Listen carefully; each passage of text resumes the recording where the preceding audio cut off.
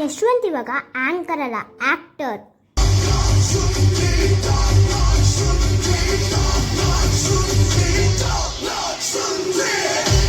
And ಏನಕ್ಕೆ song ಮೂಲಕನೇ ಹೋಗ್ಬೇಕು ಅಂತ ಅನ್ಸಿದ್ ಏನಕ್ಕೆ ಅಂತಂದ್ರೆ, ಕೆಲವು ಶಾರ್ಟ್ ಫಿಲ್ಮ್ಸ್ ಹೇಳ್ತಾ ಇದ್ರು ಸಾಂಗ್ಸ್ ಮೂಲಕ ಏನು ಅಂತಂದ್ರೆ ಯಾವಾಗ್ಲೂ ಸಾಂಗ್ಸ್ ಅಂತಂದ್ರೆ ನೋಡ್ತಾ ಇರ್ತೀವಿ, ಗುನುಗ್ತಾ ಇರ್ತೀವಿ, ಸಾಂಗ್ಸ್ ಕೇಳಕ್ ತುಂಬಾ ಚೆನ್ನಾಗಿರುತ್ತೆ ಅಂತ. ಅಂಡ್ ಇನ್ನೊಂದು ಏನ್ ಹೇಳಕ್ ಇಷ್ಟಪಡ್ತೀನಿ ಅಂತಂದ್ರೆ, ಎಷ್ಟೋ ಜನ ಯಂಗ್ಸ್ಟರ್ಸ್ ಗಳೆಲ್ಲ ಕೂತಿದ್ದೀರಾ, ಪ್ರತಿಯೊಬ್ರು ಕೂಡ ನಾನು ಆಂಕರ್ ಆಗ್ಬೇಕು, ಯೂಟ್ಯೂಬರ್ ಆಗ್ಬೇಕು ಅನ್ನೋದಕ್ಕಿಂತ ಹೆಚ್ಚಾಗಿ ಸಿನಿಮಾದಲ್ಲಿ ಏನೋ ಒಂದು ಮಾಡ್ಬೇಕು ಅಂತ ಅನ್ಕೊಂಡಿರೋ ಸಿಕ್ಕಾಪಟ್ಟೆ ಜನ ಇದ್ರೆ ನನಗೆ ಗೊತ್ತಿಲ್ಲ. ಸೊ ಒಂದಷ್ಟು ಜನ ನಾವೆಲ್ಲ ಹೊರಗಡೆ ಕೂತ್ಕೊಂಡು ಮಾತಾಡ್ಬೇಕಾದ್ರೆ ಇದನ್ನೇ ಮಾತಾಡ್ತಾ ಇರ್ತೀವಿ. ಅಂಡ್ ಇಲ್ಲಿ ಎಷ್ಟೋ ಜನ ಆ ಡ್ರೀಮ್ಗಳನ್ನ ಇಟ್ಕೊಂಡಿದ್ದೀರಾ. ನಮ್ಮ ಒಂದು ಕಮಿಟ್ಮೆಂಟ್ ಗಳಿಂದ ಡ್ರೀಮ್ಗಳನ್ನ ನಾವು ಪೋಸ್ಟ್ಪೋನ್ ಮಾಡ್ತಾ ಜಾಸ್ತಿ ಹೋಗ್ತಾ ಇರ್ತೀವಿ, ಬಟ್ ಆ ಡ್ರೀಮ್ ನಾವು ಫುಲ್ಫಿಲ್ ಮಾಡ್ಕೊಳಕ್ಕೆ ಆಗಲ್ಲ. ಸೊ ಹೋಗ್ತಾ ಹೋಗ್ತಾ ವಯಸ್ಸಾಗ್ಬಿಡುತ್ತೆ, ವರ್ಷಗಳು ಕಳೆಯುತ್ತೆ, ಬಿಳಿ ಕೂದಲು ಬಂದ್ಬಿಡುತ್ತೆ, ಎನರ್ಜಿ ಡೌನ್ ಆಗುತ್ತೆ.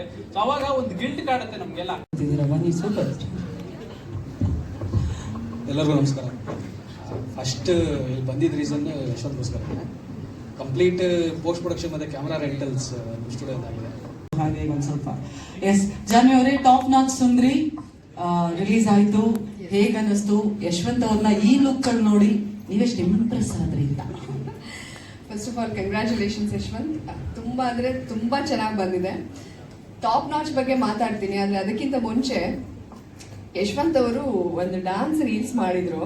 ನಾನು ಅವಾಗ ಅವರಿಗೆ ಫೋನ್ ಮಾಡಿ ಹೇಳಿದ್ದೆ, ನಂದು ಯಾವ ಡಾಗ್ ನಾನು ಲಾಂಚ್ ಮಾಡಿದ್ದೀನಿ ಎಲ್ಲದಕ್ಕೂ ಫಸ್ಟ್ ಬಂದು ನನಗೆ ಇಂಟರ್ವ್ಯೂ ಮಾಡ್ತಾ ಇದ್ರು.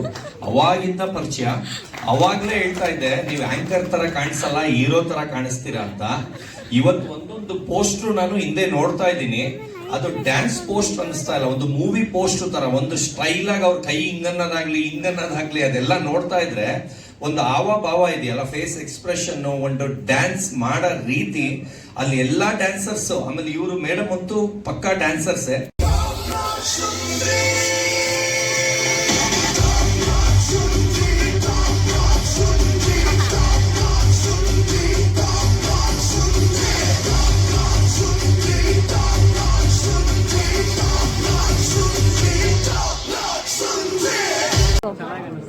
ಆಮೇಲೆ ಅಷ್ಟೇ.